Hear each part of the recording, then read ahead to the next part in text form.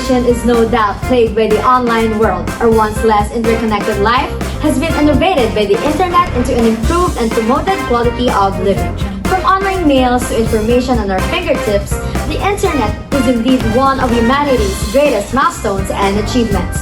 But with great power comes great responsibility, they say. For as the internet evolves with our race, it also acquires more and more dysfunction and additional norms and policies to counter such complications. I am your host, Miss Arsa Dogue, and this is The Dogue Show, bringing to you the best, the juicy, the latest, and the unbiased facts of information. Today we have 3 guests in the studio specially invited for this session's topic all about the internet. Miss Ruth Montefalco, an online expert focusing on user etiquette and exploring and interacting on the internet. Dr. Zandra Kim Smith, a psychologist.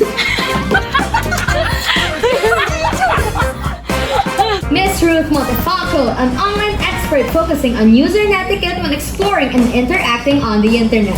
Dr. So how are you all today? I assume you all are doing great and doing fine. Yeah.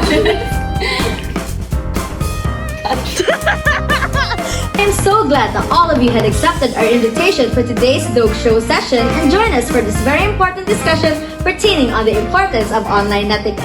Thank you.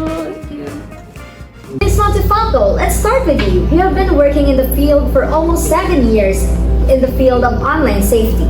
Among all, you're the most knowledgeable when it comes to the crevices of the internet. When did this passion of yours for the internet started? Well, since its emergence, the net always captivated. How it functioned and what significant impacts it contributed to modern-day society. I think this gave me motivation to study more about its proper utilization, including the proper actions and precautions of user when dealing with the internet. Can you tell us furthermore about these proper actions and precautions one must observe in the internet's premises? So, to further elaborate, these are called as netiquettes. From the 2 conjoined words net and etiquette, the word itself is self-explanatory. Basically, etiquettes for when using the internet, the do's and don'ts, its online communication. Oh, so basically, miscommunicating while using the net is a form of violation against the accepted netiquettes? Well, it depends if it is intended or not. I think there is nothing wrong when you had not done it on purpose and it was purely intended.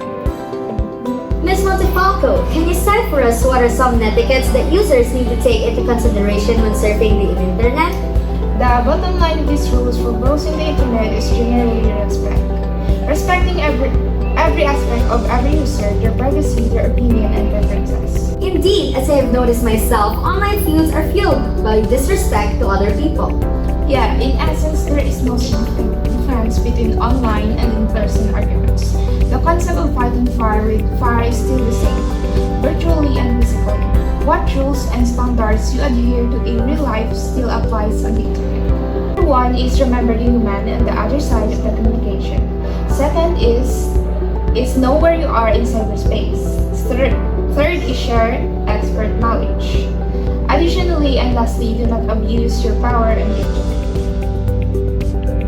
Well, thank you for the very detailed citations of some basic online etiquettes, Ms. Montefalco. Lastly, though, what advices can you give our audience and frankly also me? Because I have to admit, I myself did not also follow these set of etiquettes. So, a little advice that I can share to embody these etiquettes is so basically remember your limits, be human when facing other humans, have some humility, respect, decorum, and be morally and ethically social at large. For additional insights, Ms. Montefalco, what are the effects if users do not follow and improperly utilize netiquettes? Imagine this scenario. What if there were no traffic rules? What would happen? People would drive randomly and wonderlessly into chaos and accidents. The same thing will happen if there were no social and governing rules. Obviously, rules were created to promote coherence and welfare among us. There you have it, folks. Ms. Montefalco and online etiquettes. As she stated, online etiquettes is vital due to its implementation of peace and coherence among net users and browsers.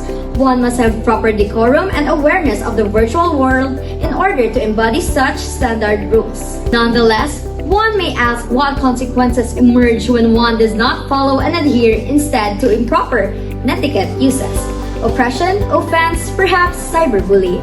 For that, let's welcome Dr. Xander Kim Smith, psychologist with a specialty on managing cyberbullying cases, and Ms. Jenna Oxford, a university student who personally dealt with cyberbullying. Dr. Smith, tell us more about cyberbullying. Cyberbullying is bullying with the use of digital technologies. It can take place on social media, messaging platforms, gaming platforms, and mobile phones. It is repeated behavior aimed at scaring, angering, or shaming those who are targeted. Cyberbullying scopes can include anywhere from spreading misinformation on social media, sending hurtful, abusive, and threatening messages to someone, and impersonating someone to ruin their reputation. Dr. Smith, are there any differences between cyber and in-person bullying? Both are abusive, both are harmful, and can happen alongside with each other, as mostly the case for my patients. I have once dealt with a case where this troubled kid experienced cyberbullying while being simultaneously bullied in person inside the school premise. In this case, cyberbullying became a sort of like extension of the in-person bullying. How unfortunate to hear. So, this patient of yours, what psychological difficulties did they experience while enduring this tragic hindrance? Fortunately, they actually recovered at the end of the treatment. But on the course of the therapy, the rehabilitation sessions I witnessed, imagine the dance cyberbullying left in their thinking capacities. I really sympathize victims of bullying. It is really unfortunate that in this modern generation, bullying still exists as a social issue. To share her experience and also on behalf of all those who experience bullying, let us give floor to Miss Jana here. Miss Jana, how are you feeling? Are you willing to share your personal experiences regarding cyberbullying? Yes, Miss Orsi, I'm fine, and I am here to share my experience. I had gone through a lot of bullying when I was in high school before, because of my physical appearance. I was thin and pale. The students there would always told me if I still eat 3 times a day, and I would always just try to avoid a question or respond with a smile, even though it hurts me a lot.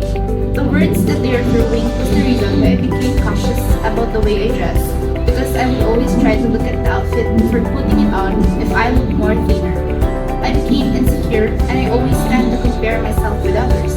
I actually came to the point that even though I am full, I tend to eat more because I used to believe that in that way I could gain more weight. And because of this way of living, that has caused me to develop depression and anxiety. At this point, we also have in the studio our audience journalists from different channels to inquire more about Miss Jana's experiences.